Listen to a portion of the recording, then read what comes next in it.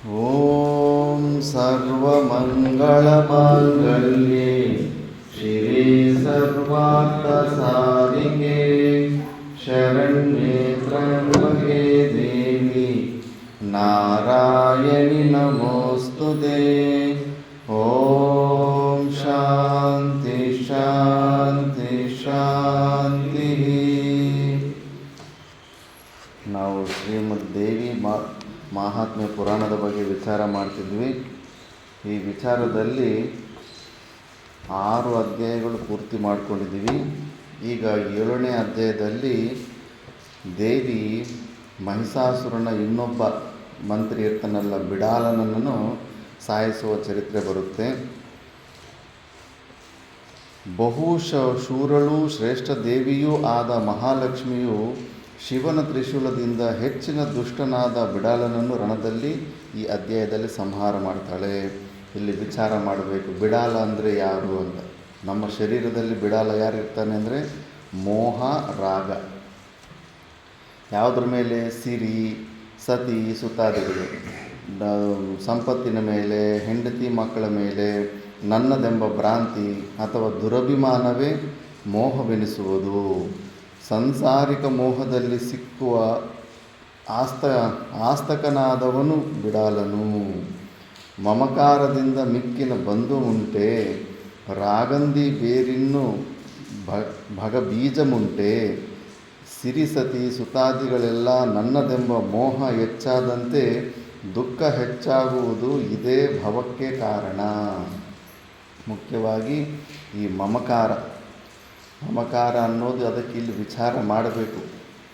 ಇದು ಎಷ್ಟು ಭಯಂಕರವಾದ ಮೋಹ ಅಂದರೆ ಪತ್ನಿ ಪುತ್ರಾದಿಗಳ ಮೇಲೆ ಅಂತ ಮೋಹ ದೊಡ್ಡ ದೊಡ್ಡ ಮಹಾಯೋಗಿಗಳನ್ನೇ ಭ್ರಾಂತಿಗೆಳೆದುಬಿಡುತ್ತೆ ಮಾಯೆಗೆ. ವಶಿಷ್ಠರು ಶ್ರೀರಾಮಚಂದ್ರ ಪ್ರಭುವರಿಗೆ ಜ್ಞಾನೋಪದೇಶ ಮಾಡದಿರುವಂಥ ಚರಿತ್ರೆ ಇದೆ. ಅಂಥದ್ದು ವಿಶ್ವಾಮಿತ್ರ ತನ್ನ ಮಕ್ಕಳನ್ನು ಸಾಯಿಸಿಬಿಟ್ರೆ ಆತ್ಮಹತ್ಯೆ ಮಾಡ್ಕೊಂಡ್ಬಿಡ್ತಾನೆ. ಮಕ್ಕಳಿಲ್ಲ ಅಂದರೆ ಪುತ್ರೋ ನಷ್ಟ ಅಹಂ ನಷ್ಟ, ಮಕ್ಕಳೇ ಇಲ್ಲ ಅಂದರೆ ನಾನು ಇನ್ನೇನಕ್ಕೆ ಬದುಕೋದು ಅಂದ್ಬಿಟ್ಟು ಅಲ್ಲಿ ತತ್ವವನ್ನು ಮರ್ತೋಗ್ಬಿಟ್ಟಿರ್ತಾನೆ. ದ್ರೋಣಾಚಾರ್ಯ ತನ್ನ ಮಗ ಅಶ್ವತ್ಥಾಮ ಈಶ್ವರನ ತಪಸ್ಸಿಂದ ಹುಟ್ಟಿರ್ತಾನೆ. ಮುಂಚೆನೇ ಅಶ್ವತ್ಥಾಮ ಗುರುಕುಲದಲ್ಲೇ ಬ್ರಹ್ಮಜ್ಞಾನ ಬಂದುಬಿಟ್ಟು ನಾನು ತಪೋಮಯವಾದ ಜೀವನ ನಡೆಸ್ತೀನಿ ಅಂದುಬಿಟ್ಟಿದ್ದನು. ಏನು ಅದು ಗದ್ದೆಯಲ್ಲೆಲ್ಲ ರೈತರೆಲ್ಲ ಕಟ್ ಮಾಡ್ಕೊಂಡು ಹೋದ್ಮೇಲೆ ಸ್ವಲ್ಪ ಬಿದ್ದಿರ್ತಾವಲ್ಲ ಆ ಬೀಜ ಈ ಬೀಜ, ಆ ಬೀಜಗಳನ್ನು ಆರಿಕೊಂಡು ಮತ್ತು ಅದನ್ನೇ ಊಟ ಮಾಡಿಕೊಂಡು ಅಷ್ಟು ತಪೋಮಯವಾದ ಜೀವನ ಮಾಡಿ ನಾನು ಮೋಕ್ಷನ ಹೊಂದಬೇಕಂತ ಪ್ರತಿಜ್ಞೆ ಮಾಡಿರ್ತಾನೆ. ಆದರೆ ಇನ್ನು ಮದುವೆ ಆದಮೇಲೆ ಮಗ ಹುಟ್ಟಿರ್ತಾನೆ. ಮಗನಿಗೆ ಬಡತನ, ಅವನಿಗೆ ಹಾಲು ಕೊಡೋದಕ್ಕೆ ಹಾಲು ಅಂತ ಕಿರಿಸ್ತಾ ಇರ್ತಾನೆ ಅಶ್ವತ್ಥಾಮ. ಅವನು ಗೋಧಿ ಹಿಟ್ಟು ಹಾಲು ಕಳಿಸ್ಬಿಟ್ಟು ಕುಡಿಸ್ತಾ ಇರ್ತಾರೆ. ಒಂದು ಸತಿ ಇನ್ನು ದ್ರೋಣಾಚಾರ್ಯನ ಹೆಂಡತಿ ಬಂದ್ಬಿಟ್ಟು ಕೃಪಿ. ಆ ಕೃಪಿಯ ಅಣ್ಣ ಕೃಪಾಚಾರ್ಯ ಕೌರವರ ರಾಜಧಾನಿಯಲ್ಲಿ ಆಚಾರ್ಯನಾಗಿರ್ತಾನೆ. ಇನ್ನು ತಂಗಿ ಅಣ್ಣನನ್ನು ಭೇಟಿ ಮಾಡೋದಕ್ಕೆ ಹೋಗಿದಾಗ ಈ ಸಣ್ಣ ಹುಡುಗ ಅಶ್ವತ್ಥಾಮನ ಜೊತೆಯಲ್ಲಿ ಹೋಗಿರ್ತಾನೆ. ಅಲ್ಲಿ ಆ ಕೌರವ್ರ ಜೊತೆ ಎಲ್ಲ ಅಲ್ಲಿ ಹಾಲು ಕುಡಿದ್ರೆ ಅಲ್ಲಿ ಹಾಲು, ಕೇಸರು, ಬಾದಾಮು ಎಲ್ಲ ತುಂಬ ಸ್ಟ್ಯಾಂಡರ್ಡಾಗಿ ವೆರೈಟಿಯಾಗಿ ಹಾಲು ಕೊಡೋಕ್ಕೆ ಸಿಗುತ್ತೆ. ಅಲ್ಲಿ ಒಳ್ಳೆ ಊಟ ತಿನ್ನೋದಕ್ಕೆ ಸಿಗುತ್ತೆ. ಆವಾಗ ಅಶ್ವತ್ಥಾಮ ಮತ್ತು ಇವ್ರು ಗೋಧಿ ಹಿಟ್ಟು ಕಳಿಸ್ಬಿಟ್ಟಿದ್ದು ಹಾಲು ಅಂದರೆ ಇದೆಲ್ಲ ಹಾಲಂದರೆ ಅಲ್ಲೂ ಕುಡ್ದಿದ್ನಲ್ಲ ನಾನು, ಅದೇ ಹಾಲು ಅಂತ ಆಟ ಮಾಡ್ತಾನೆ. ನನಗೆ ಹಾಲು ಬೇಕು ಅಂತ, ಅದೇ ಹಾಲು ಬೇಕು ಅಂತ. ಇನ್ನು ಆವಾಗ ಪ್ರೀತಿ ಇಟ್ಕೊಂಡು ನಿಮ್ಮ ಸ್ನೇಹಿತ ದ್ರುಪದ ಇದ್ನಲ್ಲ, ಆ ದ್ರುಪದನ ಹತ್ರ ಹೋಗ್ಬಿಟ್ಟು ಒಂದು ಹಸುವನ್ನು ನೀವು ದಾನ ತಗೊಂಬರ್ಬೋದಲ್ಲ ಅಂತ. ಸರಿ ಅಂದ್ಬಿಟ್ಟು ಇಬ್ಬರು ದ್ರುಪದ ಮತ್ತು ಋಣಕ ಇಬ್ಬರು ಗುರುಕುಲದಲ್ಲಿ ಸ್ನೇಹಿತರಾಗಿರ್ತಾರೆ. ಸ್ನೇಹಿತರಂದರೆ ಸುಮ್ಮನೆ ಮೇಲ್ಗಡೆ ಸ್ನೇಹಿತರಿದ್ದಂಗೆ, ಮತ್ತು ಒಳಗಡೆ ಒಬ್ಬರ ಮೇಲೊಬ್ಬ. ದ್ರೋಣಾಚಾರ್ಯನಿಗೆ ದ್ರುಪದನ ಮೇಲೆ ಏನು ಕೆಟ್ಟ ಅಭಿಪ್ರಾಯ ಇರಲಿಲ್ಲ. ದ್ರುಪದನಿಗೆ ದ್ರೋಣಾಚಾರ್ಯನ ಬುದ್ಧಿವಂತಿಕೆಯಿಂದ ಟಾಪರ್ ಆಗಿರ್ತಾನಲ್ಲ, ಫಸ್ಟ್ ರ್ಯಾಂಕ್ ಬರ್ತಾ ಇರ್ತಾನೆ ಎಲ್ಲ ವಿದ್ಯೆಯಲ್ಲಿ, ಅದರಲ್ಲಿ ಸ್ವಲ್ಪ ಅಸೂಯೆ ಇರುತ್ತೆ. ಈಗ ಬಂದುಬಿಟ್ಟಿದ್ದನ್ನು ಡೈರೆಕ್ಟಾಗಿ ಹಾರ್ಕಲು ಬಟ್ಟೆ ಹಾಕ್ಕೊಂಡು ಡೈರೆಕ್ಟ್ ರಾಜನ ಕೂತಿದ್ರೆ ಎಷ್ಟು ಫ್ರೆಂಡ್ ಆದರೂ ಕೂಡ ಆ ಪದವಿಯಲ್ಲಿ ಕೂತಾಗ ಆ ಪದವಿಗೆ ತಕ್ಕಂಗೆ ಮಾತಾಡಬೇಕಲ್ಲ. ನರೇಂದ್ರ ಮೋದಿ ನನ್ನ ಚೈಲ್ಡ್ ಫ್ರೆಂಡ್ ಅಂದ್ಬಿಟ್ಟು ಅಸೆಂಬ್ಲಿಲಿ ಹೋಗ್ಬಿಟ್ಟು ಮೋದಿ ಬಾರೋ ಇಲ್ಲ ಅಂತ ಕರೆಯೋಕ್ಕಾಗಲ್ಲ. ಪ್ರಧಾನಮಂತ್ರಿ ಯಾವ ಮರ್ಯಾದೆಯಿಂದ ಮಾತಾಡಬೇಕು ಹಂಗೆ ಮಾತಾಡಬೇಕು. ದ್ರೋಣಾಚಾರ್ಯ ಅದೆಲ್ಲ ಮರ್ತೋಗ್ಬಿಟ್ಟು ದ್ರುಪದನ ಬಾಲ್ಯ ಸ್ನೇಹಿತ ಇದ್ದಂಗೆ ಮಾತಾಡಿಬಿಟ್ಟು ಆವಾಗ ಮಾತಾಡಿ ದೃಪದ ಅಂದಿರ್ತಾನಂತೆ, ನನಗೆ ರಾಜ್ಯ ಬಂದ ಮೇಲೆ ನಾನು ನಿನಗೆ ಅರ್ಧ ರಾಜ್ಯ ಕೊಟ್ಟು ಬಿಡ್ತೀನಿ ಅಂತ. ಆವತ್ತು ನೀನು ನನಗೆ ಮಾತು ಕೊಟ್ಟಿದ್ದಲ್ಲ ದೃಪದ, ಇವಾಗ ನಾನು ಅರ್ಧ ರಾಜ್ಯ ಏನು ಬೇಡ ನನಗೆ, ಒಂದು 1000 ಹಸುಗಳು 100 ಹಸುಗಳು ಕೊಡು ಅಂತಾನೆ. ಆ ದೃಪದಿನ ಕೋಪ ಬಂದುಬಿಡುತ್ತೆ. ನೋಡಿ ನೀವು ಎಷ್ಟು ದುರಹಂಕಾರ, ರಾಜನಿಗೆ ಫಸ್ಟ್ ಮಾಡಬೇಕಾದ ಮರ್ಯಾದೆ ಮಾಡಿಲ್ಲ, ಸ್ತುತಿ ಮಾಡಿಲ್ಲ, ಬೇಡ್ಕೊಳ್ಳೋದಕ್ಕೂ ಒಂದು ಸ್ಟೈಲ್ ಇರುತ್ತಲ್ಲ, ಒಳ್ಳೆ ಆರ್ಡ್ರ್ ಮಾಡ್ದಂಗೆ ಮಾಡ್ತಾನಲ್ಲ ಬೇಡ್ಕೊಳ್ಳೋದ್ರ ಜೊತೆ ಅಂದ್ಬಿಟ್ಟಿದ್ದನ್ನು ಚೆನ್ನಾಗಿ ಬೈದು ಅವಮಾನ ಮಾಡಿಸ್ಬಿಟ್ಟು ಕಳಿಸ್ಬಿಡ್ತಾನೆ. ಆ ಅವಮಾನವನ್ನು ಸಹಿಯೋದಕ್ಕಾಗೋದಿಲ್ಲ. ಯಾರಿಗೇ ಆಗಲಿ ಒಂದು ಏಟು ಹೊಡೆದ್ಬಿಟ್ರು ಕೂಡ ಮರ್ತೋಗ್ಬಿಡ್ತಾರೆ. ಬಟ್ ನೀನು ಚುಚ್ಚೋ ಮಾತಾಡಿದ್ರೆ ಸಾಯೋ ತನಕ ನೆನಪಿಟ್ಕೊಂಡಿರ್ತಾರೆ. ಆ ಅವಮಾನವನ್ನು ಮನಸ್ಸಲ್ಲಿ ಇಟ್ಕೊಂಡ್ಬಿಟ್ಟು ಇನ್ನು ಹಂಗೆ ಹೆಂಡತಿ ಮಕ್ಕಳನ್ನು ನನ್ನ ಕೈಯಲ್ಲಿ ಸಾಕೋಕ್ಕಾಗ್ತಾಯಿಲ್ಲ, ನನ್ನ ಹತ್ರ ಇದ್ದರೆ ಮಗನು ಚೆನ್ನಾಗಿ ಬೆಳೆಯೋದಿಲ್ಲ, ಅವನಿಗೆ ಇಷ್ಟವಾದ ಊಟ ನಮ್ಗೆ ಕೊಡೋಕ್ಕಾಗಲ್ಲ ಅಂದ್ಬಿಟ್ಟಿದ್ದನ್ನು ಕೃಪಾಚಾರ್ಯನ ಹತ್ರನೇ ಬಿಡಬೇಕಂತ ತಗೊಂಡೋಗ್ತಾ ಇರ್ತಾನೆ. ಕೃಪಾಚಾರ್ಯರ ಹತ್ರನೇ ಹೆಂಡತಿ ಕೃತಿಯನ್ನು ಮತ್ತು ಅಶ್ವತ್ಥಾಮನ ಅಲ್ಲೇ ಬಿಟ್ಟು ಬರೋಣ ಅಂತ ಬರೋವಾಗ ಅಲ್ಲಿ ಪಾಂಡವರು ಅವರು ಇವರು ಬಾವಿಯಲ್ಲಿ ಒಂದು ಬಾಲ್ ಬೀಳ್ಸ್ಬಿಟ್ಟಿರ್ತಾರೆ ಆಟ ಆಡೋಕ್ಕೆ ಹೋಗಿ. ಆ ಬಾಲನ್ನು ಕಡ್ಡಿಗಳಿಂದನೇ ಒಂದ್ರ ಮೇಲೆ ಒಂದು ಕಡ್ಡಿನ ಬಾಣ ಥರ ಹಾಕಿ ಬಾಲನ್ನು ಟೆಕ್ನಿಕ್ಕಿಂದ ಮೇಲೆ ತೆಗಿತಾನೆ ಬಾವಿಯಿಂದ. ಅದನ್ನು ಓಡೋಗ್ಬಿಟ್ಟಿದ್ದೂ ಅವರು ಭೀಷ್ಮ ಪಿತಾಮಹರಿಗೆ ಓಡೋಗಿ ಹೇಳ್ತಾರೆ, ಈ ಥರ ಯಾರೋ ಮಹಾಪುರುಷ ಬಂದಿದ್ದಾನೆ, ಕಪ್ಪಗಿದ್ದಾನೆ, ಉದ್ದಕ್ಕಿದ್ದಾನೆ, ಈ ಥರ ಮಾಡ್ದ ಅಂದರೆ ಭೀಷ್ಮರಿಗೆ ಅರ್ಥ ಆಗೋಯಿತು. ಕಪ್ಪಗಿದ್ದಾನೆ, ಇದರ ಒಳಗಡೆ ಹೆಜ್ಜೆ ಇಟ್ಟಿದ್ದಾನಂದರೆ ಇವತ್ತು ಅಶ್ವತ್ಥಾಮ ಕೃತಿ ಕಾಣಿಸ್ಕೊಂಡ್ರೆ ಅದು ದ್ರೋಣಾಚಾರ್ಯವೇ ಆಗಿರ್ತಾರೆ ಅಂದ್ಬಿಟ್ಟಿದ್ದನು. ಅವರು ಕೃಪಾಚಾರ್ಯ ಭೀಷ್ಮ ಬಂದ್ಬಿಟ್ಟಿದ್ದನು, ನೀವು ನಮ್ಮ ಆಸ್ಥಾನದಲ್ಲಿ ಆಚಾರ್ಯರಾಗಿ ಮಕ್ಕಳಿಗೆ ಅಂದ್ಬಿಟ್ಟು ರಿಕ್ವೆಸ್ಟ್ ಮಾಡ್ಕೊತಾರೆ. ಮುಂಚೆ ಒಂದು ಪ್ರತಿಜ್ಞೆ ಮಾಡಿರ್ತಾನೆ, ಮನುಷ್ಯರು ಕಟ್ಟಿರೋಂಥ ಸ್ಲ್ಯಾಬ್ಗಳು ಕೆಳಗಡೆ ಬಿಲ್ಡಿಂಗ್ ಕೆಳಗಡೆ ಬರೋದಿಲ್ಲ ಅಂತ. ಈಗ ಅಶ್ವತ್ಥಾಮನ ಪುತ್ರನ ಮೇಲೆ ಮೋಹದಿಂದ ಇಲ್ಲಿದ್ದರೆ ನನ್ನ ಮಗನಿಗೆ ಒಳ್ಳೆಯ ಊಟ ಎಲ್ಲ ವ್ಯವಸ್ಥೆ ಸಿಗುತ್ತೆ ಅಂದ್ಬಿಟ್ಟು ಆ ಪ್ರತಿಜ್ಞೆಯನ್ನು ಭಂಗ ಮಾಡಿರ್ತಾನೆ. ಹಂಗೆ ಇನ್ನು ದುರ್ಯೋಧನ ಕಡೆ ಯುದ್ಧದಲ್ಲಿ ಇರೋದಕ್ಕೆ ಕೂಡ ಅದೇ ಕಾರಣ. ಧರ್ಮ ಎಲ್ಲ ಪಾಂಡವರ ಕಡೆಗೆ ಬರ್ಬೋದಾಗಿತ್ತು, ಸ್ವತಂತ್ರನಾಗಿದ್ದ ಆತ, ಎಲ್ಲೂ ಬಂದಿಯಾಗಿರಲಿಲ್ಲ. ಆದರೂ ಕೂಡ ಆ ಕಡೆಯೇ ದುರ್ಯೋಧನ ಕಡೆಯೇ ಇದ್ರೇ ಆ ಸ್ಥಾನದಲ್ಲಿ ನನ್ನ ಮಗನಿಗೆ ಒಳ್ಳೆಯ ಫೆಸಿಲಿಟಿ ಸವಲತ್ತು ಕೊಡ್ತಾರೆ ಅಂದ್ಬಿಟ್ಟು ಅಧರ್ಮದ ಕಡೆಯೇ ಯುದ್ಧ ಮಾಡ್ತಾ ಇರ್ತಾನೆ. ಮತ್ತು ಯುದ್ಧದಲ್ಲಿ ಅಶ್ವತ್ಥಾಮ ಅತಃ ಅಂತ ಆ ಕಡೆ ಯುಧಿಷ್ಠಿರ ಅಂದಾಗ ಈತನಿಗೆ ಅಯ್ಯೋ ನನ್ನ ಮಗ ನಿಜವಾಗಿ ಸತ್ತೋಗಿದ್ದಾನ, ಯುಧಿಷ್ಠಿರ ಸುಳ್ಳು ಹೇಳೋದಿಲ್ಲ ಅಂದ್ಬಿಟ್ಟಿದ್ದನು. ಯುದ್ಧದ ಮಧ್ಯದಲ್ಲಿ ಧ್ಯಾನದಲ್ಲಿ ಕೂತ್ಕೊಂಡು ನನ್ನ ಮಗನಿಗೆ ಏನಾಗಿದೆ ಅಂತ ದಿವ್ಯ ದೃಷ್ಟಿಯಲ್ಲಿ ನೋಡೋಕ್ಕೆ ಹೋಗ್ತಾನೆ. ಯುದ್ಧದಲ್ಲಿ ಸೈಲೆಂಟಾಗಿ ಕೂತ್ಕೊಂಡಿದ್ರೆ ಸುಮ್ಮನೆ ಬಿಡ್ತಾರೆ. ಪ್ರದ್ಯುಮ್ನ ಬಂದ್ಬಿಟ್ಟಿದ್ದನ್ನು ತಲೆ ಕತ್ತರಿಸ್ಬಿಡ್ತಾನೆ. ಆತನಿಗೆ ಗೊತ್ತಿತ್ತು ಶಿವನು ವರ ಕೊಟ್ಟು ಅಶ್ವತ್ಥಾಮನಿಗೆ ಸಾವೇ ಇಲ್ಲ, ಅವನು ಚಿರಂಜೀವಿ ಅನ್ನೋದು ಗೊತ್ತಿತ್ತು. ಆದರೂ ಕೂಡ ಆ ಪುತ್ರನ ಮೇಲೆ ಇರುವಂಥ ವ್ಯಾಮೋಹ ಆ ಸಮಯದಲ್ಲಿ ಸ್ಮರಣೆಗೆ ಬರಲಿಲ್ಲ. ಅದಕ್ಕೆ ಪ್ರಾಣನೇ ಕಳ್ಕೊಂಡ್ಬಿಟ್ಟ. ಆದ್ದರಿಂದ ಈ ಪುತ್ರ ಸತಿ ಇವುಗಳಿಂದ ಕೆಮ್ಮು ಬರುತ್ತೆ. ಏನು ಬೇಡ ಏನು ಸೊಳ್ಳೆ ಇರುತ್ತೆ ಸಲುವಾಗ ಏನು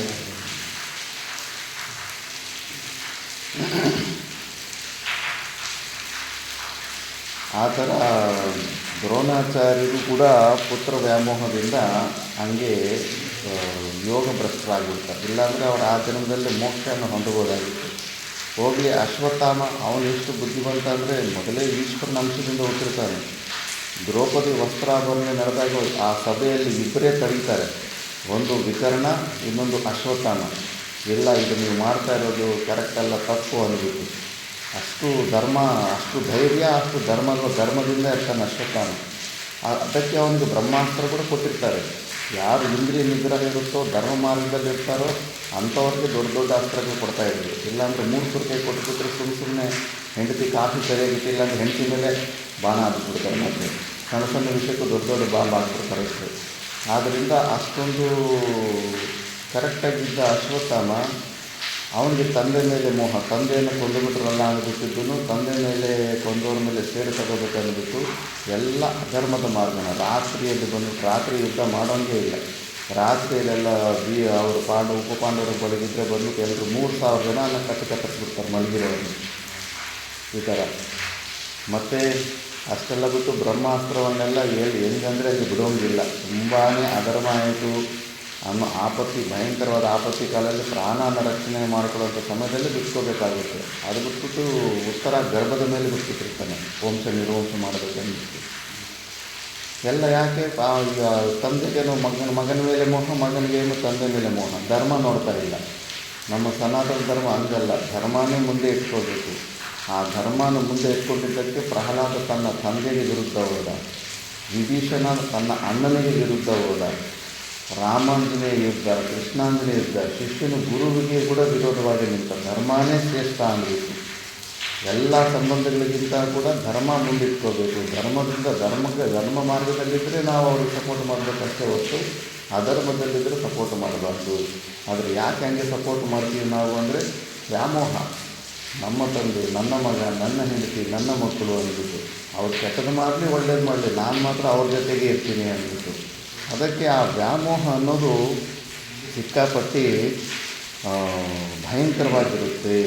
ಅದಕ್ಕೆ ಇಲ್ಲೇ ವಿಚಾರ ಮಾಡಬೇಕು. ಋಣಾನುಬಂಧಕ್ಕೆ ಅನುಕೂಲವಾಗಿ ನಮಗೆ ಇವೆಲ್ಲ ಶರೀರಗಳು ಬಂದಿರ್ತಾರೆ ಅಷ್ಟೇ ಹೊರತು ನಾವು ಹೆಂಡತಿ ಹತ್ರ ಆಗಲಿ, ಮಕ್ಕಳ ಹತ್ರ ಆಗಲಿ, ಯಾವುದೇ ಸಂಬಂಧದಲ್ಲಿ ಜವಾಬ್ದಾರಿನೂ ತಗೋಬೇಕು. ಜವಾಬ್ದಾರಿಯಿಂದನೇ ಅವ್ರಿಗೆಲ್ಲ ಏನೆಲ್ಲ ಮಾಡಬೇಕು ಅವೆಲ್ಲ ಮಾಡಬೇಕು ಅಷ್ಟೇ ಹೊರತು ವಿಪರೀತವಾದ ವ್ಯಾಮೋಹ ಇರಬಾರ್ದು. ಆ ಶ್ರೀಮದ್ ಭಾಗವತದಲ್ಲಿ ನಾವೊಂದು ಸ್ಟೋರಿ ಬಂದಿತ್ತಲ್ಲ, ಪೂರ್ವ ಜನ್ಮದಲ್ಲಿ ಸಾಲ ಕೊಟ್ಟಿರೋರು ಕೂಡ ಮಕ್ಕಳಾಗಿ ಹುಟ್ಟು ಬಂದಿರ್ತಾರೆ. ಆ ಸಾಲ ತೀರೋ ತನಕ ದುಡ್ಡು ಎಷ್ಟು ಬರ್ತಾಯಿತ್ತು ಅಷ್ಟು ತಗೊಂಡು ವಾಪಸ್ ಮತ್ತೆ ಅವ್ರಿಗೂ ಇನ್ನೂ ಸಂಬಂಧ ಕಟ್ಟಾಗಿರುತ್ತೆ. ಎಲ್ಲೋ ಅಮೇರಿಕಕ್ಕೆ ಕೆಲಸಕ್ಕೆ ಮಾಡೋ ಕೊಟ್ಟೋಗ್ಬಿಡ್ತಾರೋ, ಇಲ್ಲ ಮದುವೆ ಮಾಡ್ಕೊಂಡು ದೂರ ಇದ್ಬಿಡ್ತಾರೋ, ಇಲ್ಲ ಜಗಳ ಮಾಡ್ಕೊಂಡು ದೂರ ಆಗಿರ್ತಾರೆ ಅಷ್ಟೇ. ಎಲ್ಲಿ ತನಕ ಸಂಬಂಧ ಋಣಾನುಬಂಧರು ಅಲ್ಲಿ ತನಕನೇ ಹತ್ರ ಇರ್ತಾರೆ. ಆದ್ದರಿಂದ ಕೇವಲ ಋಣಾನುಬಂಧಕ್ಕೆ ಮಾತ್ರ ಸಂಬಂಧ ಇರುತ್ತೆ ಅಷ್ಟೇ ಹೊರತು ವಾಸ್ತವಿಕವಾಗಿ ಅದಕ್ಕಿಂತ ಹೆಚ್ಚೇನಿಲ್ಲ. ಅದನ್ನೇ ಇವಾಗ ಅಂಥ ಒಂದು ವ್ಯಾಮೋಹವನ್ನು, ನಮ್ಮಲ್ಲಿರೋ ಮೋಹನ ತಗೋಬೇಕಂದ್ರೆ ದೇವಿಯನ್ನು ನಾವು ಉಪಾಸನೆ ಮಾಡಬೇಕು. ಈಗ ಶೌನಕನೇ ಕೇಳು, ಚಿಕ್ಷುರ ಮಡಿಯಲು ದೇವಿಯ ಭೀಕರಕ್ಕೆ ದೊಡ್ಡ ಸಮೂಹವು ಖಂಡ ಕಡೆಗೆ ಓಡಿ ಹೋಯಿತು. ಬಳಿಕ ಬಹು ಬಲವುಳ್ಳ ಬಿಡಾಲನು ಬಹು ಸಿಟ್ಟಾಗಿ ಚಿಕ್ಷುರನು ದೇವತೆಗಳ ಸಮೂಹದಲ್ಲಿ ಕೂಡಿ ಶಿವ ಎಂದನು. ಅಯ್ಯೋ, ಇಷ್ಟೊಂದು ಹಾನಿ ಆಗೋಗಿದೆಯಲ್ಲ, ನಮ್ಮ ಕಡೆಯವರೆಲ್ಲ ಸತ್ತೋಗ್ಬಿಟ್ಟಿದ್ರಂತ ಆ ಬಿಡಾಲನಿಗೆ ಸಿಕ್ಕಾಪಟ್ಟೆ ಕೋಪ ಬರ್ತಾ ಇದೆ. ಇಲ್ಲೂ ಕೂಡ ವಿಚಾರ ಇದೆ. ರಾಕ್ಷಸರ ಕೊಳ್ಳುವಿಕೆ ಅವರಲ್ಲಿರುವ ದುಷ್ಟ ಗುಣಗಳನ್ನು ನಾಶ ಮಾಡಿ ಸದ್ಗುಣಗಳನ್ನು ಹೆಚ್ಚಿಸಿರುವುದರ ಕಾಮಾದಿಗಳನ್ನು ಸಂಪೂರ್ಣ ನಾಶಿಸದೆ ದುಷ್ಟ ಪ್ರವೃತ್ತಿಯನ್ನು ನಷ್ಟಪಡಿಸಿ ಅವುಗಳ ವಶ ಮಾಡಿಕೊಂಡು ಸದ್ವೃತ್ತಿಯ ಕಡೆಗೆ ತಿರುಗಿಸಿ ಲಾಭಾಲಾಭ ಮಾಡಿಕೊಳ್ಳದಿರುವುದು. ಮುಖ್ಯವಾಗಿ ಏನು ಮೋಹನ ಇವರು ಬಿಡಾಲ, ಈ ರಾಕ್ಷಸಗಳನ್ನು ಕೊಳ್ಳೋದಂದರೆ ಮನುಷ್ಯರ ಒಳಗಡೆ ಇರೋ ಅಂಥ ದುರ್ಗುಣನ, ಕಾಮ, ಕ್ರೋಧ, ಲೋಭ, ಮದ, ಮಾತ್ಸರ್ಯ ಇವುಗಳನ್ನು ಕೊಂದುಬಿಡ್ತಾಳೆ ದೇವಿ. ನಾವು ದೇವಿಯನ್ನು ಭಕ್ತಿಯಿಂದ ಉಪಾಸನೆ ಮಾಡಿದ್ರೆ ನಮ್ಮಲ್ಲಿರೋ ಈ ದುರ್ಗುಣಗಳನ್ನು ದೇವಿ ಕೊಂದು ಹಾಕಿಬಿಟ್ಟು ನಮ್ಮನ್ನು ಸನ್ಮಾರ್ಗದಲ್ಲಿ ನಿಯೋಗಿಸ್ತಾಳೆ. ಜ್ಞಾನಶಕ್ತಿಯಾದ ದೇವಿಯು ಕಾಮರೂಪ ಚಕ್ಷುರನಿಗೆ ಶಿಕ್ಷೆ ಅಂದರೆ ಉಪದೇಶ ರೂಪದಲ್ಲೇ ಶಿಕ್ಷೆ ಅಂತ. ಈಗ ನಾವು ಇವೆಲ್ಲ ಕೆಟ್ಟ ಗುಣಗಳು, ಈ ಕೆಟ್ಟ ಗುಣಗಳನ್ನೆಲ್ಲ ತೆಕ್ಕೋಬೇಕು ಅನ್ನೋ ಭಾವನೆ ಎಲ್ಲಿ ಬರುತ್ತೆ? ಸತ್ಸಂಗದಲ್ಲಿ ಕೂತ್ಕೊಂಡ್ರೆ ಬರುತ್ತೆ, ಉಪದೇಶ ಕೇಳಿದ್ರೆ ಬರುತ್ತೆ. ಅಂದರೆ ಈ ಉಪದೇಶ ಮಾಡೋದೇ ಯುದ್ಧ. ಈಗ ನಾವೆಲ್ಲ ಯುದ್ಧನೇ ಮಾಡ್ತಾಯಿದ್ದೀವಿ. ಉಪದೇಶದಿಂದ ನಮ್ಮ ಒಳಗಡೆ ಇರೋ ರಾಕ್ಷಸರನ್ನು ಸಾಯಿಸ್ತಾ ಇದ್ದೀವಿ. ಆ ಥರ ಮಾಡಿ, ಅಂದರೆ ವಾಸನಾರಹಿತವನ್ನಾಗಿ ಮಾಡಿ ದೇವತೆಗಳ ಸಮೂಹದಲ್ಲಿ ಕೂಡಿಸಿದಳು. ಇದು ತಾತ್ಪರ್ಯ. ಇವಾಗ ಬಿಡಾಲನ್ನು ಬರ್ತಾ ಇದ್ದಾನೆ, ಈ ಜಗವನ್ನು ಕಾಣದಂತೆ ಮಾಡುವೆನು, ಜಗವನ್ನೇ ನಾನು ನಾಶ ಮಾಡಿಬಿಟ್ಟೆ ಅಂತ. ಸ್ತ್ರೀಯಳ ಪ್ರಾಣವನ್ನು ತೆಕ್ಕೊಳ್ಳುವನು, ದೇವತೆಗಳನ್ನು ನಾಶ ಮಾಡಿ ಬ್ರಹ್ಮಾಂಡವನ್ನು ಹುಡಿ ಮಾಡುವೆನು. ಏನು ಹೇಳಲಿ? ಚಿಕ್ಷುರ ರುದಗ್ರರನ್ನು ಸಂಹರಿಸಿದಳು, ಇವಳನ್ನು ಬಿಡುವುದಿಲ್ಲ. ಶಿವನನ್ನು ಕಟ್ಟುವೆನು, ಹರಿಯನ್ನು ಕೊಳ್ಳುವನೆಂದು ಕಿರ್ಚಾಡ್ತಾ ಇದ್ದಾನಂತೆ. ಬಿಲ್ಲನ್ನು ತೆಕ್ಕೊಂಡು ಸೂರ್ಯಪ್ರಕಾಶವು ಕಾಣಿಸದಂತೆ 3 ಲೋಕಗಳು ಮುಚ್ಚುವಂತೆ ಬಾಣಗಳನ್ನು ಸುರಿಸಿದನು. ತರತರದ ಭಯಂಕರ ಬಾಣಗಳನ್ನು ಘೋರೆಂದು ಮಗಮಳೆಯು ಸುರಿದಂತೆ ಪರದೇವತೆಯ ಕಿರೀಟದ ಮೇಲೆ ಸುರಿಸಿದನು. ಬಿಡಾಲನ ಬಾಣಗಳನ್ನು ಕೆಳಗೆ ಕೆಡುಹಿಡಿದಲು ನಿಶಾನೆಯನ್ನು ಮುರಿದು 4 ಕುದುರೆಗಳನ್ನು ಕೊಂದು ಸಾರಥಿಯ ಬಿಲ್ಲನ್ನು 2 ತುಂಡು ಮಾಡಿ ಸಾರಥಿಯನ್ನು ಕೊಂದಳು. ಎದೆಯ ಉಕ್ಕಿನ ಕವಚ ಒಡೆಯಿತು. ಎಡಬಲದ ಮಹತ್ತಾದ ರಾಕ್ಷಸರ ರಾಜರನ್ನು ಕೊಂದು ಯಮಪುರಕ್ಕೆ ಕಳುಹಿಸಿದಳು. ಹೊಸ ರಥವನ್ನೇರಿ ಸಿಟ್ಟಿನಿಂದ ಭಯಂಕರ ಬಿಲ್ಲನ್ನು ತಕ್ಕೊಂಡು ದೇವಿಯ ದೇಹದ ಮೇಲೆ ಬಾಣ ಸಮೂಹವನ್ನು ಕೆಡವಿದನು. ಭಯಂಕರ ಸಿಡಿಲಿನಂತಿರುವ ಬಾಣವನ್ನು ಗುಡುಗುಡು ಶಬ್ದ ಮಾಡುತ್ತಾ ಮುಚ್ಚಲು 10 ದಿಕ್ಕುಗಳು ಬಾಣಗಳು ತುಂಬಿದವು. ಬಿಡಾಲನ ಬಾಣ ಸಮೂಹವು, ಬಿಡಾಲ, ಅವನ ಸೈನ್ಯ, ಶಾಂಭವಿ, ನೋಡುತ್ತಿರುವ ದೇವತೆಗಳು, ಭೂಮಿ, ಆಕಾಶ, ದಿಕ್ಕು, ಸೂರ್ಯಚಂದ್ರಾದಿಗಳು ಕಾಣದಂತೆ ಮುಚ್ಚಿದವು. ಮಹಾಶಸ್ತ್ರ, ಶಿವನ ತ್ರಿಶೂಲ, ದೇವೇಂದ್ರನ ವಜ್ರಾಯುಧ, ಹರಿಯ ಸುದರ್ಶನ ಚಕ್ರ, ಈ ಪ್ರಕಾರ ಬೇರೆ ಬೇರೆ ಆಯುಧಗಳಿಂದ ಬಿಡಾಲನ ಕೆಲವು ಬಾಣಗಳನ್ನು ಸವರಿದಳು. 10 ಬಾಣಗಳಿಂದ ಬಿಡಾಲನ ಕಿರೀಟವನ್ನು ಮೇಲಕ್ಕೆ ಹಾರಿಸಿದಳು. 14 ಬಾಣಗಳಿಂದ ಅವನ ವಿಶ್ರಾಂತಿ ಸ್ಥಳವನ್ನು ದೂಡಿದಳು. 10 ಬಾಣಗಳಿಂದ ಸಾರಥಿಯನ್ನು, 100 ಬಾಣಗಳಿಂದ ಕುದುರೆಗಳನ್ನು ನಾಶ ಮಾಡಿದಳು. ಮತ್ತೆ ಬಾಣ ಸಮೂಹದಿಂದ ಬಿಡಾಲನು ಬಡಿಸಿದಳು. ಬಿಡಾಲನು ದೇವಿಯ ಬಾಣ ತಾಕಲು ಸಿಟ್ಟುಳ್ಳವನಾದನು. ಹೆಚ್ಚಾದ ಸಿಟ್ಟಿನಿಂದ ಭಯಂಕರ ಗದೆಯನ್ನು ತಕ್ಕೊಂಡು, ಈಕೆಯು ನಮ್ಮನ್ನು ಕಷ್ಟಪಡಿಸಿದಳು, ಈಕೆಯನ್ನು ಕೊಲ್ಲದೆ ಬಿಡುವುದಿಲ್ಲ ಎನ್ನುತ್ತಾ ಸಿಟ್ಟಿನಿಂದ ದೇವಿಯ ತಲೆಯ ಮೇಲೆ ಹೊಡೆದು ಮೇಲೆ ಬಿದ್ದನು.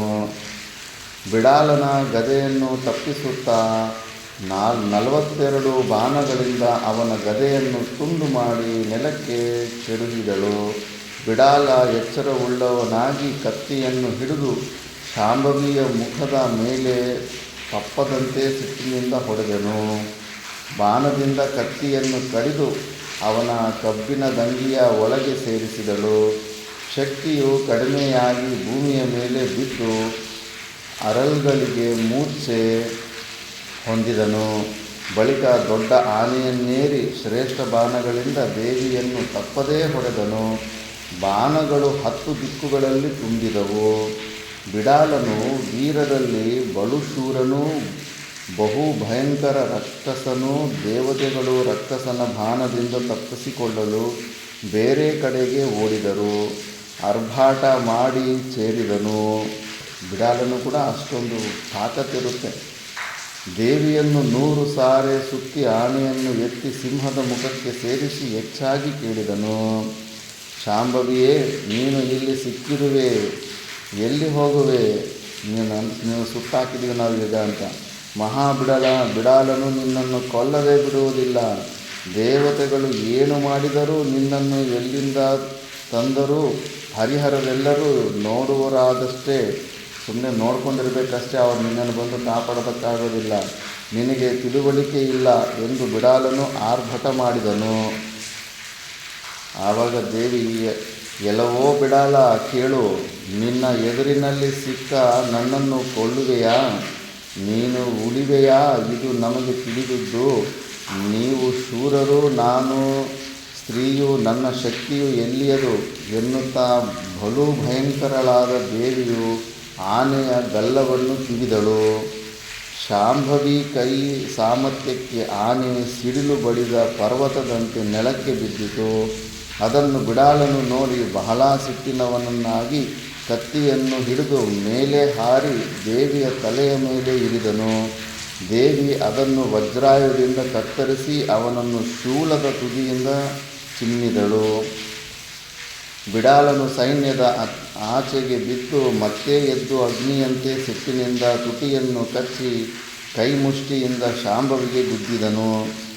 ಮುದ್ದು ಮುಖದ ಪರದೇವಿಯು ಆ ಪೆಟ್ಟನ್ನು ತಪ್ಪಿಸಿ ದೈತ್ಯನ ಕಿರೀಟದ ಮೇಲೆ ಮುಷ್ಟಿಯಿಂದ ತಿವಿದಳು. ದೇವಿಯ ಪೂರ್ಣ ಬಲವಾದ ಹೊಡೆತಕ್ಕೆ ಬಿಡಾಲನು ಹಾರಿಬಿದ್ದನು.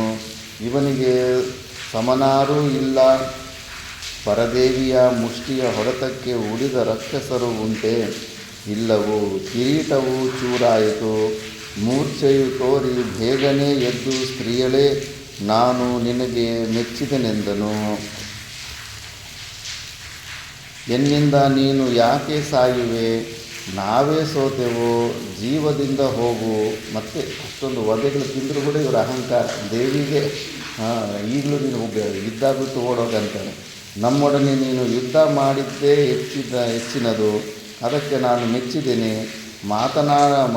ಮಾತನಾಡಲು ದೇವಿಯ ಬಿಡಾಲನೇ, ನೀತಿಯ ವಚನವನ್ನು ಕೇಳು, ಶಪಥ ಇರುವುದೆಂದಳು.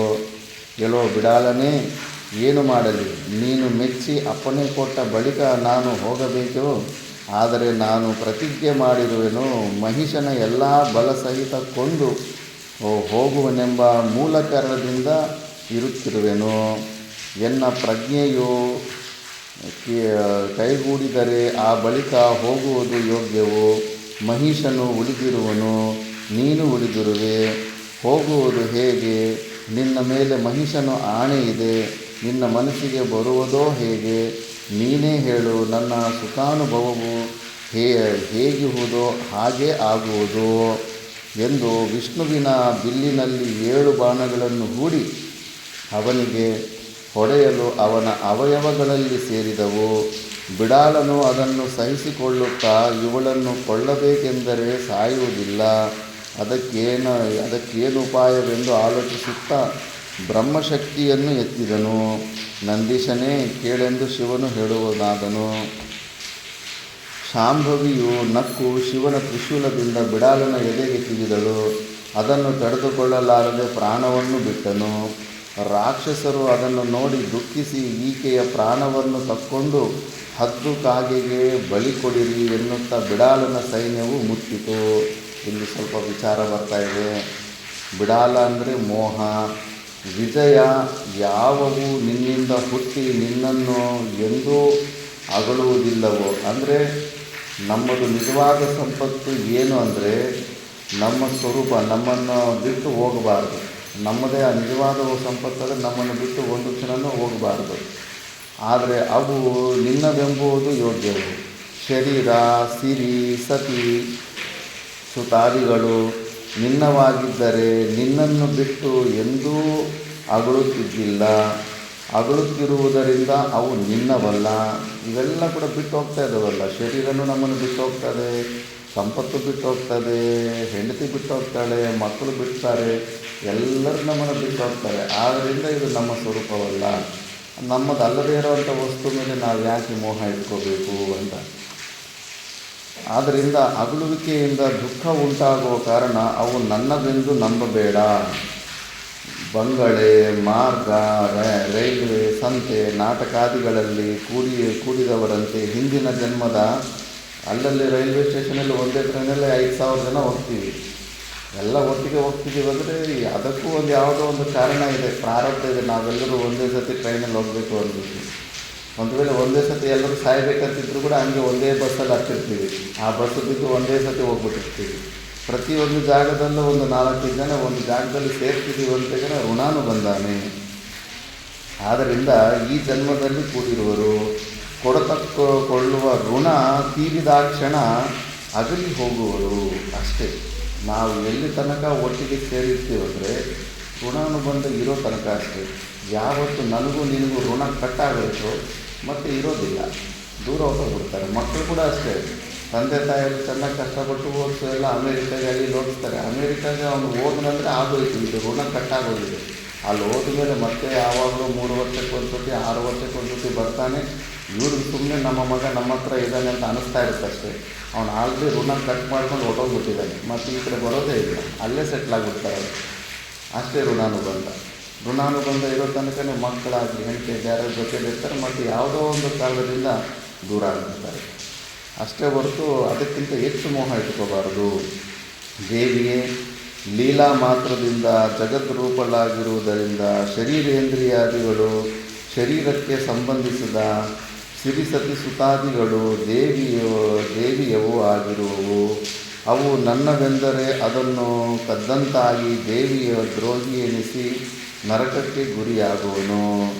ಅದಕ್ಕೆ ಪ್ರತಿಯೊಂದು ವಸ್ತು ಏನು ನನ್ನದು ಅಂತ ಅಂದ್ಕೊಳ್ತಾ ಇದೆಯೋ ಅದು ಯಾವುದೂ ನಮ್ಮದಲ್ಲ, ಎಲ್ಲವೂ ಆ ಪರಮಾತ್ಮನಿಗೆ. ಆ ಪೃಥ್ವಿ ದೇವಿ ನಗ್ತಾಳಂತೆ. ಜಮೀನು ನಂದು ನಂದು ಅಂದ್ಬಿಟ್ಟು ಒಂದು ಸ್ವಲ್ಪ ಅರ್ಧ ಇಡೀ ಜಮೀನಿಗೆ ಒದ್ದಾಡಿ ಪ್ರಾಣ ಎಲ್ಲ ತೆಕ್ಕುತ್ತಾ ಇದ್ದರೆ, ಅಯ್ಯೋ ಮೂರ್ಖರು, ಎಷ್ಟು ಜನ ನಂದು ನಂದು ಅಂದ್ಬಿಟ್ಟು ಅದೇ ಮಣ್ಣಲ್ಲೇ ಗೊಬ್ಬರ ಆಗಿಬಿಟ್ಟಿದ್ದಾರೆ, ಇನ್ನೂ ಬುದ್ಧಿ ಬರ್ತಾ ಇಲ್ಲ ಇವರಿಗೆ ಅಂದ್ಬಿಟ್ಟು. ಸುಮ್ಮನೆ ನಮ್ಮ ಮೋಹ ಅಷ್ಟೇ, ನನ್ನದು ಅಂದ್ಕೊತಾ ಇರ್ತೀವಿ ಅಷ್ಟೇ, ಅದೆಲ್ಲ ಪರಮಾತ್ಮನದೇ ಅಂದ್ಬಿಟ್ಟು. ಅವು ನನ್ನವೆಂದರೆ ಅದನ್ನು ಕದ್ದಂತಾಗಿ ದೇವಿಯ ದ್ರೋಹಿ ಎನಿಸಿ ನರಕಕ್ಕೆ ಗುರಿಯಾಗುವನು. ನಾವೆಲ್ಲ ಕಬ್ಜಾ ಮಾಡ್ಕೊಳ್ತಾ ಇದ್ದೀವಿ ಅಷ್ಟೇ, ಪರಮಾತ್ಮನ ವಸ್ತುಗಳನ್ನು ನಾವು ಕಬ್ಜಾ ಮಾಡಿಕೊಂಡು ನಂದು ಅಂತ ಇದ್ದೀವಿ. ಆದುದರಿಂದ ತನ್ನ ಸಹಿತ ಸರ್ವವೂ ದೇವಿಯವು, ನಾನು ದೇವಿಯ ಭಕ್ತನು, ಆಕೆಯ ಆಜ್ಞೆಯಂತೆ ಆಕೆಯ ಪ್ರೀತ್ಯರ್ಥವಾಗಿ ನಡೆಯುವನೆಂದು ತಿಳಿದು ಆಚರಿಸಿದರೆ ಆಕೆಯ ದಯೆಯಿಂದ ಚಿತ್ತಶುದ್ಧಿಯಾಗಿ ಜ್ಞಾನಕ್ಕೆ ಅಧಿಕಾರಿಯಾಗುವನು. ಸರ್ವವೂ ದೇವಿಯವೆಂದು ಪ್ರೇಮ ಮಾಡು, ನನ್ನದೆಂದು ಮೋಹಿಸಬೇಡ. ಅದರಿಂದ ಭ್ರಾಂತಿ ರೂಪ ಮೋಹವು ನಾಶವಾಗುವುದು. ಬಳಿಕ ಎಂದೂ ಅಗಲದಿರುವ ಜ್ಞಾನರೂಪ ಸಿರಿಸತಿಸುತ್ತಾದಿಗಳು ದೊರೆಯುವವು. ಇದು ಬಿಡಬೇಕು. ನೀವು ನಿಜವಾಗ್ಲೂ ಮೋಕ್ಷನ ಹೊಂದಬೇಕು ಅಂದ್ಕೊಂಡಿದ್ರೆ ನನ್ನದು ಬೇರೆಯವ್ರದ್ದು ಅನ್ನೋ ಭಾವನೆಯನ್ನೇ ಬಿಡಬೇಕು. ಇವಾಗ ನಮ್ಮ ಗೋಶಾಲೆದಲ್ಲಿ ಹಸು ಇದ್ದರೆ ಅದಕ್ಕೆ ನಾವು ಊಟ ಹಾಕ್ತೀವಿ. ಬೇರೆಯವ್ರ ಗೋಶಾಲೆದಿಂದ ಹಸು ಏನಾದರೂ ತಪ್ಪಾಗಿ ಬಂದುಬಿಡ್ತಂದ್ರೆ ಈಗ ಅದನ್ನು ಒದ್ದು ಓಡಿಸ್ತೀವಿ. ಅದರಲ್ಲೂ ಮತ್ತೆ ನನ್ನದು ನನ್ನ ಹಸು ಅದು ಅವರ ಹಸು ಅಂದರೆ ಇಲ್ಲ. ಸಾಧಕರಿಗೆ ಹಂಗಿರಬಾರ್ದು. ನನ್ನದು ನಿನ್ನದು ಅನ್ನೋ ಭಾವನೆ ಇರಬಾರ್ದು. ಎಲ್ಲರೂ ನಮ್ಮವರೇ. ತುಳಸಿದಾಸರ ಮನೆಗೆ ಒಂದು ಸತಿ ಕಳ್ಳರು ರಾತ್ರಿ ಗೋಡೆಯನ್ನು ಹೊಡೆದುಬಿಟ್ಟು ಒಳಗಡೆ ಕದಿಯೋದಕ್ಕೆ ಬರ್ತಾರೆ. ತುಳಸಿದಾಸ ಹತ್ರ ಏನಿರುತ್ತೆ, ಆ ಹಿತ್ತಲೆಗೊಂದು ಚಂಪು ಆಚರಣೆದು ಪಾದಗಳು ಅವೇ ಇರ್ತದೆ. ಅದನ್ನು ಗಂಟು ಮುಟ್ಟೆ ಕಟ್ಕೊಂಡು ಎತ್ಕೊಂಡು ಹೋಗ್ಬೇಕಂತ ಹೋಗ್ತಾರೆ. ಅಲ್ಲಿ ರಾಮ ಲಕ್ಷ್ಮಣರು ಬಿಲ್ಲಿಟ್ಕೊಂಡು ಹೊರಗಡೆ ಬಂದರೆ ಸಾಯಿಸ್ತಾ ಬೆದರಿಸ್ತಾ ಇರ್ತಾರೆ. ಅದಕ್ಕೆ ಅವ್ರು ಗಂಟು ಮುಟ್ಟೆ ಕಟ್ಟಿ ಕಳ್ಳರು ಓಡೋಗೋದಕ್ಕಾಗೋದಿಲ್ಲ, ಅವ್ರಿಗೆ ಹೆದರಿಕೆ ಇಲ್ಲ.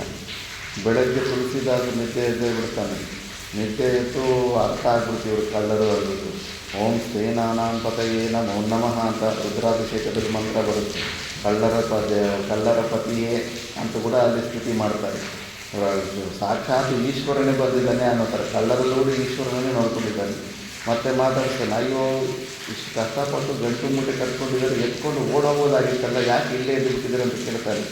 ಅಯ್ಯೋ ನಾವು ಓಡಬೇಕಂತಲೇ ಇರ್ತೀವಿ, ಆದರೆ ಆ ಬ್ಲೂ ಕಲರ್ ಮನುಷ್ಯ ಮತ್ತು ವೈಟ್ ಕಲರ್ ಮನುಷ್ಯ ಇಬ್ಬರು ಬಾಣ ಇಟ್ಕೊಂಡು ನಮ್ಗೆ ಅಡ್ಡ ಬಂದರು, ಅದಕ್ಕೆ ನಾವು ಓಡೋಕ್ಕಾಗಲಿಲ್ಲ ಅಂತಾರೆ.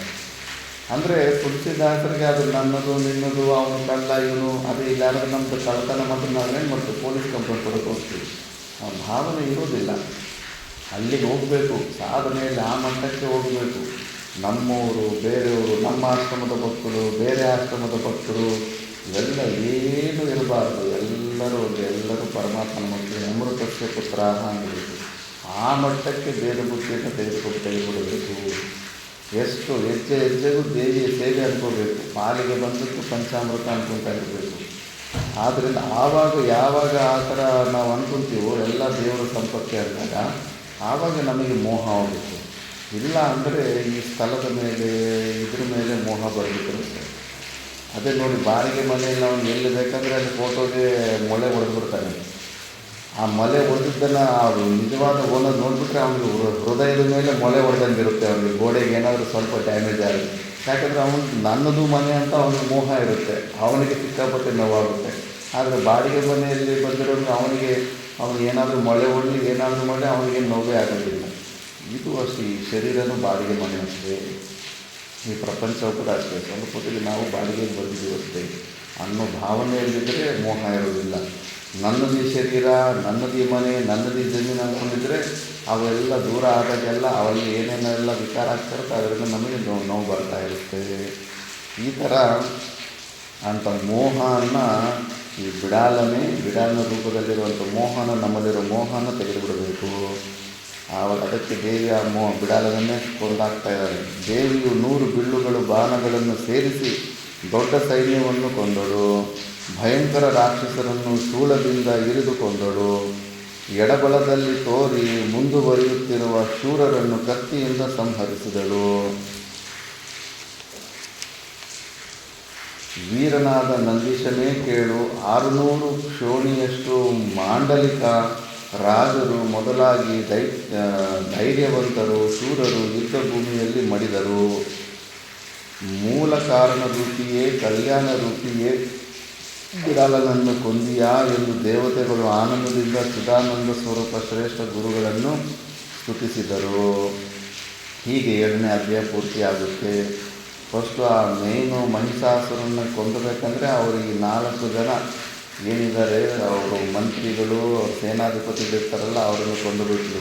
ಇವರೇ ಕಾಮ ಕ್ರೋಧ ಲೋಭ ಮದಮಾತ್ಸರ್ಯ ಇವೆಲ್ಲ ಏನಿದೆ ಅರಿಷಡ್ ವರ್ಗಗಳು, ಅವನ್ನೆಲ್ಲ ಕೊಂದ ಮೇಲೆ, ಅವನ್ನೆಲ್ಲ ಗೆದ್ದ ಮೇಲೆ ಈಗ ಮಹಿಷಾಸುರನ್ನು ಕೊಂದುಬಿಡ್ತಾಳೆ. ಹೇಳುವುದೇನಿದೆ, ರಣಭೂಮಿಯಲ್ಲಿ ರಾಕ್ಷಸರ ಸೈನ್ಯವು ನಾಶವಾಯಿತು.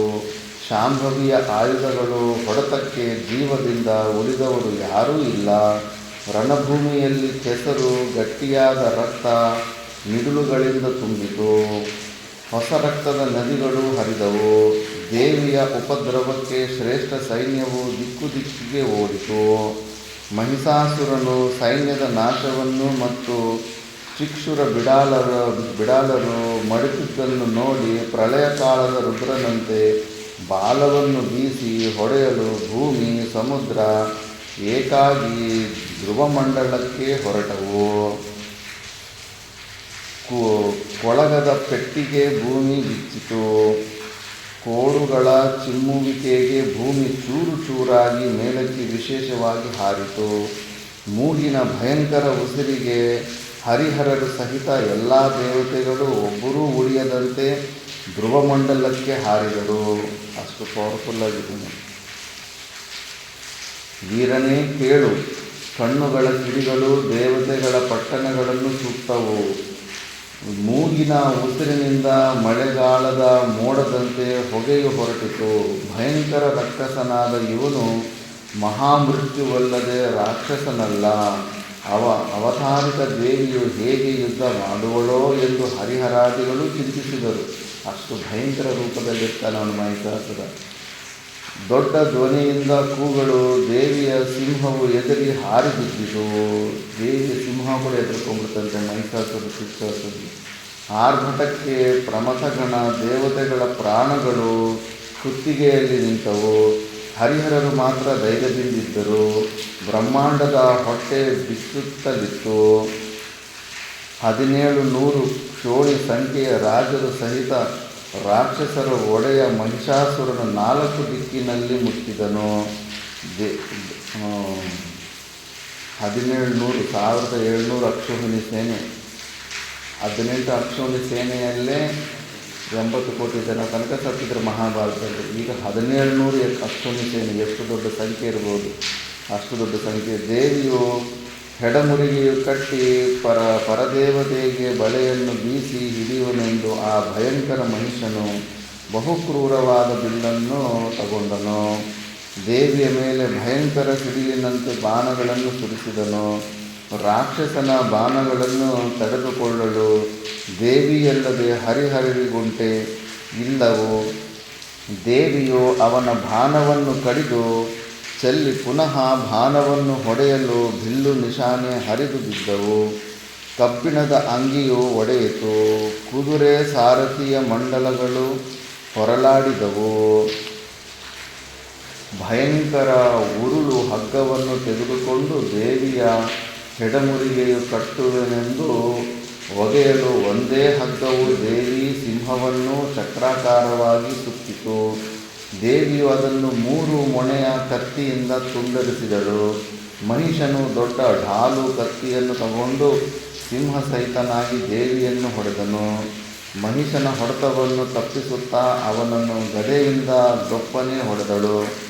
ಅವನು ಮೇಲಕ್ಕೆ ಹಾರಿ ಗದೆಯ ಹೊಡೆತವನ್ನು ತಪ್ಪಿಸಿಕೊಂಡು ಮತ್ತೆ ಕತ್ತಿಯಿಂದ ತಪ್ಪದಂತೆ ಹೊಡೆದನು. ದೇವಿಯು ಅದನ್ನು ತಪ್ಪಿಸಿಕೊಂಡು ವಜ್ರಾಯುಧದಿಂದ ದೊಡ್ಡ ಕತ್ತಿ ಡಾಲುಗಳನ್ನು ಮೆಲ್ಲನೆ ಸವರಿ ಕಡಿದಳು. ದೊಡ್ಡ ಆನೆಯನ್ನು ಹತ್ತಿ ಆನೆಯನ್ನು ಸಿಂಹದ ಬುಡಕ್ಕೆ ಸೇರಿಸಿ ಆ ಪರಾಂಬಳ ತಲೆಯ ಮೇಲಿನ ಮುತ್ತು ಉದುರುವಂತೆ ಕತ್ತಿಯಿಂದ ಹೊಡೆದನು. ದೇವಿಯು ಆ ಕತ್ತಿಯನ್ನು ಕಡಿದು ಅವನನ್ನು ತ್ರಿಶೂಲದಿಂದ ಮೇಲಿನಿಂದ ಕೆಳಗೆ ಕಡಿದಿದಳು. ಸಿಂಹದ ಉಗುರಿನಿಂದ ಆನೆಯು ಸತ್ತು ಬಿದ್ದಿತು. ಏನು ಹೇಳತಕ್ಕದ್ದಿದೆ. ಮಹಿಷನಿಗೂ ದೇವಿಗೂ ಯುದ್ಧವು ಬಹಳವಾಯಿತು. 1000 ಭುಜಗಳಿಂದಾದರೂ ಮಹಾಯುದ್ಧ ಮುಗಿಯುವಂತಿಲ್ಲ. ದೇವಿ 1000 ಭುಜಗಳಿರುತ್ತೆ, ಆದರೂ ಕೂಡ ಯುದ್ಧ ಭಯಂಕರವಾಗಿ ನಡೀತಾ ಇರುತ್ತೆ. ದೇವಿಯನ್ನು ಮೇಲಿಂದ ಮೇಲೆ ನುಗ್ಗಿಸಿ ಹಿಂದಕ್ಕೆ ಹೆಜ್ಜೆ ಇಡಿಸಿದನು. ದೇವಿನೇ ಹಿಂದುಗಡೆ ಹೋಗುವಂಥ ಪರಿಸ್ಥಿತಿ ಬಂದಿದೆ, ಅಷ್ಟು ಭಯಂಕರವಾಗಿ ಯುದ್ಧ ಮಾಡ್ತಾ ಇದ್ದಾನೆ. ಈಕೆಯನ್ನು ಸೀಳದೆ ಬಿಡುವುದಿಲ್ಲನೆಂದು ಮಹಿಷನು ಆರ್ಭಾಟ ಮಾಡಿದನು.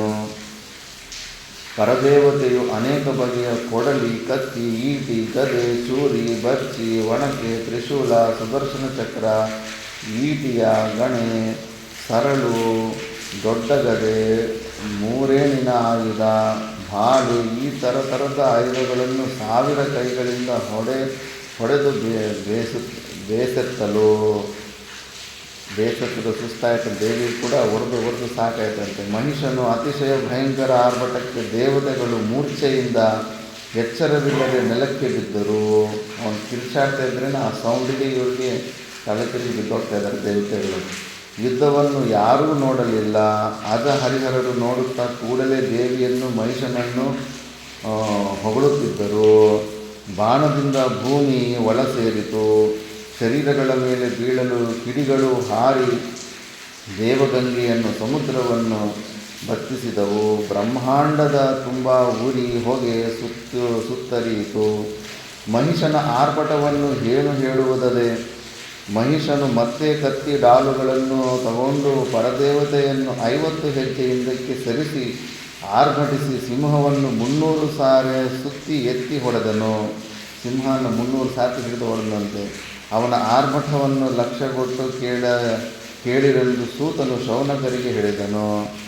ಉಸಿರು ಬಿಡಲು ಪರ್ವತಗಳು ದಿಕ್ಕಿಗೆ ಹಾರಿದವು. ಅವನು ಜೋರಾಗಿ ಉಸಿರು ಬಿಡ್ತಾ ಇದ್ರೇ ಪರ್ವತಗಳು ಹಾರಿ ಹೋಗ್ಬಿಡ್ತಾ ಇದ್ದಾವಂತೆ. ಎಷ್ಟು ಭಯಂಕರ ರೂಪ ಹೊಂದಿರಬೇಕು. ಮಹಿಷನ ಭಯಂಕರ ಕೂಗುವಿಕೆಗೆ ಸಿಂಹದ ಹೊಟ್ಟೆ ಹೊಡೆಯುತ್ತಿತ್ತು. ಆ ಸೌಂಡಿಗೆ ಸಿಂಹದ ಸೌಂಡೇ ಭಯಂಕರ ಅಂದರೆ ಸಿಂಹನೇ ಎದುರುಕೊಳ್ಳುವಂಥ ಸೌಂಡ್ ಮಾಡ್ತಾನೆ.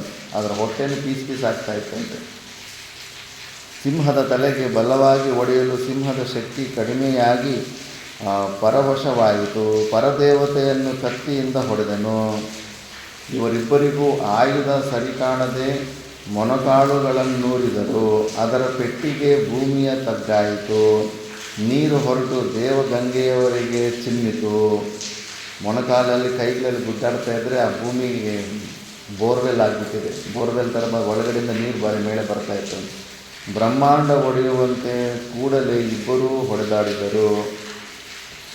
ದೇವಿಯು ಹಲ್ಲಿನಿಂದ ತುಟಿಯನ್ನು ಕಚ್ಚುತ್ತಾ ಮಹಿಷನನ್ನು ಹೊಡೆದು ಚಪ್ಪರಿಸಿ ಶೂಲದಿಂದ ತಿವಿದು ಗದೆಯಿಂದ ನಡುನೆತ್ತಿಗೆ ಹೊಡೆದಳು.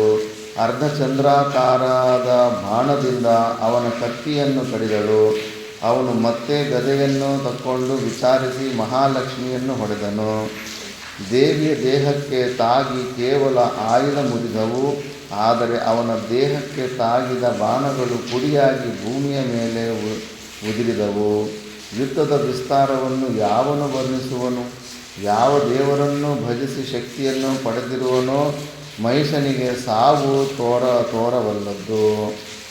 ಮಹಿಷನು ಅನೇಕ ಪರ್ವತಗಳನ್ನು ಕಿತ್ತು ದೇವಿಯ ಮೇಲೆ ಹಾಕಲು ಅವುಗಳನ್ನು ಬಾಣಗಳಿಂದ ಕತ್ತರಿಸಿದಳು. ಪರದೇವತೆಯು ಮಹಿಷನಿಗೆ ಮತ್ತೆ ಹೇಳಿದಳು, ಮೂಢ, ಮೇಲೆ ನೂಕಿ ಯಾಕೆ ಬರುವಿ? ಮಧುವನ್ನು ತಕ್ಕೊಂಡು ಬಳಿಕ ಗರ್ಜಿಸಿ ಎಂದಳು. ದೇವಿಯೇ, ಮಧುವನ್ನು ಕುಡಿ, ಈ ರಾಕ್ಷಸನದೇನು ನಿಮಿಷದಲ್ಲಿ ತಾನೇ ಬೀಳುವನು ಎಂದು ಹರಿಹರರು ಕೂಗುತ್ತಿರಲು ಮಧುವನ್ನು ತಕ್ಕೊಂಡಳು. ದೇವಿ ಕೂಡ ಮಧುವನ್ನು ಅಂದರೆ ಸಾರಾಯಿ ಮಧುವನ್ನು ತಕ್ಕೊಂಡಳು. ಕಣ್ಣುಗಳು ಬಹು ಕೆಂಪಾದವು. ಪರವಶ ಪರಮಾತ್ಮ ಸ್ವರೂಪಳಾದಳು. ಸಿಟ್ಟಿನಿಂದ ಆರ್ಭಟಿಸಿದಳು. ಇಲ್ಲಿ ವಿಚಾರ ಇದೆ. ಮಧು ಬ್ರಹ್ಮರಂಧ್ರದಲ್ಲಿಯ ಸಹಸ್ರದಳದ ಕಮಲದಿಂದ ಯಾವ ಅಮೃತ ಸುರಿಯುವುದೋ, ಪರಮಾತ್ಮನ ಪರಮಾನಂದ ಸ್ವರೂಪದ ಯಾವ ಅನುಭವ ಜ್ಞಾನವೋ ಅದು ಮಧುವೆನಿಸುವುದು. ಹೊರಗಡೆ ಕುಡಿಯುವಂಥ ಲಿಕ್ಕರಲ್ಲ, ಆಲ್ಕೋಹಾಲ್ ಅಲ್ಲ. ಇದು ಮಧು. ಧ್ಯಾನ ಮಾಡಿದಾಗ ಕೇಸರಿ ಮುದ್ರೆ ಇಂಥದ್ದು ಅಭ್ಯಾಸ ಮಾಡಿಕೊಂಡು ನಿರ್ವಿಕಲ್ಪ ಸಮಾಧಿಯಲ್ಲಿ ಕೂತಾಗ ಮೇಲ್ಗಡೆ ಇಲ್ಲಿ ಬ್ರಹ್ಮರಂಧ್ರದಿಂದ ನಾಲಿಗೆ ಹತ್ರ ಒಂದು ಡ್ರಾಪು ಅಮೃತ ಬಿಂದು ಬಿಡುತ್ತೆ. ಆ ಅಮೃತ ಬಿಂದು ಬಿದ್ದರೆ ಮತ್ತೆ ಆಹಾರ ತಗೋಬೇಕಾದಂಥ ಅವಶ್ಯಕತೆ ಇರೋದಿಲ್ಲ. ಅದು ಜ್ಞಾನಾಮೃತವಾಗಿರುತ್ತೆ. ಅದನ್ನು ಸೇವಿಸುವುದು ಮಧುಪಾನವು. ಯೋಗ ಸಾಧನದಿಂದ ಮಧುವನ್ನು ನಾಶ ಮಾಡುವುದು ಚಿತ್ರರಸವು ಅಥವಾ ವಾಣಿಯ ಮೌನವು ಮಧುಪಾನವೆನಿಸುವುದು.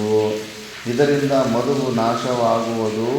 ಇದರ ರಹಸ್ಯ ತಿಳಿಯದೆ ಮಧು ಶಬ್ದಕ್ಕೆ ಶರೆ ಅಂತ ಅರ್ಥ ಮಾಡಿಕೊಂಡು ಕೆಲ ಶಕ್ತಿ ಉಪಾಸಕರು ಅದನ್ನು ಸೇವಿಸುತ್ತಿರುವರು. ಸಾರಾಯನ್ನು ಕುಡಿಯೋದು ಅಭ್ಯಾಸ ಮಾಡ್ಕೊಂಡ್ಬಿಟ್ಟಿದ್ದಾರೆ. ದೇವಿಗೆ ಅರ್ಪಣೆ ಮಾಡೋದು ಮತ್ತು ಅವರು ಕುಡಿಯೋದು. ಶರೆಯನ್ನು ಕುಡಿಯುವುದರಿಂದ ಶಕ್ತಿಯು ಕಡಿಮೆಯಾಗಿ ಮಧುವು ಒದರಾಟವು ಮತ್ತಿಷ್ಟು ಹೆಚ್ಚಾಗುವುದು. ಅಜ್ಞಾನದ ಕಾರ್ಯವಾದ ಅಷ್ಟಮತಗಳು ನಾಶವಾಗಲಿಕ್ಕೆ ಪರಮಾನಂದ ಸ್ವರೂಪದ ಚಿದ್ರಸವೇ ಮುಖ್ಯವಾದದ್ದು. ಜ್ಞಾನಾಮೃತ ಜ್ಞಾನರೂಪವಾದಂಥ ಮಧುವನ್ನು ಕುಡಿಬೇಕು ಅಲ್ಲಿ ಅಂತ. ಮಧುಪಾನದ ನಂತರ ಮುಂದೆ ಹೋಗಿ ಮಹಿಷನನ್ನು ಒಡೆದು ಕಾಲ್ಕೆಳಗೆ ಕೆಡವಿ ಶೂಲದಿಂದ ಎದೆಗೆ ತಿವಿದಳು. ಪಾಪದಿಂದ ತಲೆಯನ್ನು ಮೆಟ್ಟಿ ಕತ್ತಿಯಿಂದ ಕಡಿದಳು. ಮಹಿಷಾಸುರನು ಮಡಿದನು. ದೇವತೆಗಳು ಆಗಾಗ ಜಾಗೃತರಾಗಿ ಜಯ ಜಯಕಾರ ಮಾಡಿದರು. ಎಮ್ಮೆಯ ಸ್ವರೂಪದ ರಾಕ್ಷಸನು, ಮಹಿಷ ಅಂದರೆ ಎಮ್ಮೆ, ರಾಕ್ಷಸನು ಮಡಿಯಲು ರಾಕ್ಷಸರು ಅಯ್ಯೋ ಮಹಿಷಾಸುರನು ಸತ್ತನೇ, ನಾವು ಉಳಿಯುವುದಿಲ್ಲವೆಂದರು. ದೇವಿಯು ಮತ್ತೆ ಬಹಳ ರೀತಿಯಿಂದ ಬಹುಶಸ್ತ್ರದಿಂದ ಉಳಿದ ಬಲವನ್ನು ಹೊಡೆದು ಕೆಡುಹಲು ಮಹಿಷನ ಸುತ್ತಮುತ್ತಲು ಮಹಾರಣವು ಹೆಣಮಯವಾಯಿತು. ಸರ್ವರಿಗೆ ಅರಸನಾದ ಮಹಿಷಾಸುರನು ಮಡಿಯಲು 1700 ಕ್ಷೋಣಿ ದೊರೆಗಳು ಯುದ್ಧವ ಮಾಡಿ ಮಡಿದರು. ಹಾಗೆಯೇ 3700 ಕ್ಷೋಣಿ ಸೈನ್ಯವು ಮತ್ತು ಅರಸರು ಮಡಿದರು. ಸಾವಿರಾರು ರಕ್ತದ ನದಿಗಳು ಹರಿದವು. ದೇವತೆಗಳು ಬಹು ದಯೆಯುಳ್ಳ ದೇವಿ ಹತ್ತಿರ ಬಂದು ಹೂವಿನ ಮಳೆಯನ್ನು ಸುರಿಸಿದರು. ಹರಸಿ ಮಂಗಳಕರವಾದ ಜಯಮಂಗಳಾರತಿಯನ್ನು ಎತ್ತಿದರು. ದೇವಿಯೇ ಮಹಿಷಾಸುರನನ್ನು ಕೊಂದೆ ನಮ್ಮನ್ನು ಅಂತಃಕರಣದಿಂದ ರಕ್ಷಿಸಿದೆ ಎಂದು ಕೈ ಮುಗಿದು ಚಿದಾನಂದ ಸ್ವರೂಪ ಶ್ರೇಷ್ಠ ಗುರುಗಳನ್ನು ಧ್ಯಾನಿಸಿದರು. ಮಹಿಷಿ ಅಂದರೆ ಮದ, ವಿಜಯಪೂರ್ವದ ಮದ. ಮಹಿಷಿ ವಿಜಯ ಪೂರ್ವದಲ್ಲಿ ಒಂದೊಂದು ಮದದಿಂದ ಒಬ್ಬೊಬ್ಬರು ನಷ್ಟವಾಗಿರಲು ಅಷ್ಟಮದಗಳಿಂದ ಕೂಡಿದವನು ನಷ್ಟವಾಗುವುದೇನಾಶ್ಚರ್ಯವು. ಮದವುಳ್ಳ ಕೋಣವು ಕಡಿಸಿಕೊಂಡು ಸಾಯುವುದು ನಿಶ್ಚಯವು. ಕಾರಣ ಮದ ಅಂದರೆ ಗರ್ವ ಯೋಗ್ಯವಲ್ಲ. ಜಗತ್ತಿನಲ್ಲಿ ಪ್ರತಿಯೊಂದು ವಿಷಯದಲ್ಲೂ ಪೂರ್ಣನಾದವನು ಯಾವನೂ ಇಲ್ಲ. ಸರ್ವದರಿಂದ ಪೂರ್ಣ ಸರ್ವಜ್ಞಳಾದವಳು ಒಬ್ಬ ಶಕ್ತಿಯ ಹೊರತು ಅನ್ಯರು ಯಾರೂ ಇಲ್ಲ. ಕಿಂಕರತ್ವದಿಂದ ಪ್ರಾಪ್ತಿ ಎಂಬುದನ್ನರಿದು ವಿನಯ ನಿರಭಿಮಾನಿಯಾಗಿರುವುದೇ ಲೇಸು. ತುಂಬಿದ ಕೊಡ ತುಳುಕುವುದಿಲ್ಲ. ಅಪೂರ್ಣನಿದ್ದವನು ಗರ್ವಿಷ್ಠನು, ಗರ್ವವುಳ್ಳವನು ಕೀಳನೆಂದೋ ತಿಳಿಯತಕ್ಕದ್ದು. ಶಿವಭಕ್ತರಿಗಿಂತೂ ಹಿರಿಯರಿಲ್ಲ, ಎನಗಿಂತೂ ಕಿರಿಯರಿಲ್ಲ ಎಂಬ ಶ್ರೀ ಬಸವಣ್ಣನವರ ವಚನದಂತೆ ಬಡತನದ ಬಡಿವಾರ ವನಿತ ಎಲ್ಲರೋಳು ತಾನು ಕಿರಿದಾಗಿದ್ದವನೇ ಗರ್ವರಹಿತನು. ಅವನೇ ಮೇಲೆ ಕಾಮದ ಕಾಮಾದಿ ಋಪುಗಳನ್ನು ಸಂಪೂರ್ಣ ನಾಶ ಮಾಡದೆ ಹಲ್ಲು ಮುರಿದು ಹಾವಿನಂತೆ ಅವುಗಳನ್ನು ವಶ ಮಾಡಿಕೊಂಡು ತನ್ನ ಲಾಭ ಮಾಡಿಕೊಳ್ಳಬೇಕು. ಹೇಗೆಂದರೆ ಲೌಕಿಕ ಪಾರಮಾರ್ಥದಿಂದ ಉಪಯೋಗಿಸಿಕೊಳ್ಳತಕ್ಕದ್ದು. ಅದಕ್ಕೆ ಮದ ಬರಬಾರ್ದು. ಏನು ಒಂದು ನಮ್ಮ ಹತ್ರ ಒಂದು ವಿದ್ಯೆ ಬಂದರೂ ಕೂಡ ನಮಗೆ ಅಹಂಕಾರ ಗೊತ್ತಿಲ್ಲದಂಗೆ ಬಂದ್ಬಿಡ್ತಾ ಇರುತ್ತೆ. ಸ್ವಲ್ಪ ಓದೋದು ಚೆನ್ನಾಗಿ ಬಂದರೆ ಜ್ಞಾನದಿಂದ ಅಹಂಕಾರ ಬಂದ್ಬಿಡುತ್ತೆ. ಸ್ವಲ್ಪ ಸೇವೆ ಸದಾಚಾರ ವೃತ್ತೇಶು ಮತ್ತೋನ ಚಾನ್ಯ, ಒಳ್ಳೆಯ ಕೆಲಸಗಳು ಮಾಡಿದಾಗ ಕೂಡ ಅದರಲ್ಲೂ ಕೂಡ ಅಹಂಕಾರ ಬಂದ್ಬಿಡುತ್ತೆ.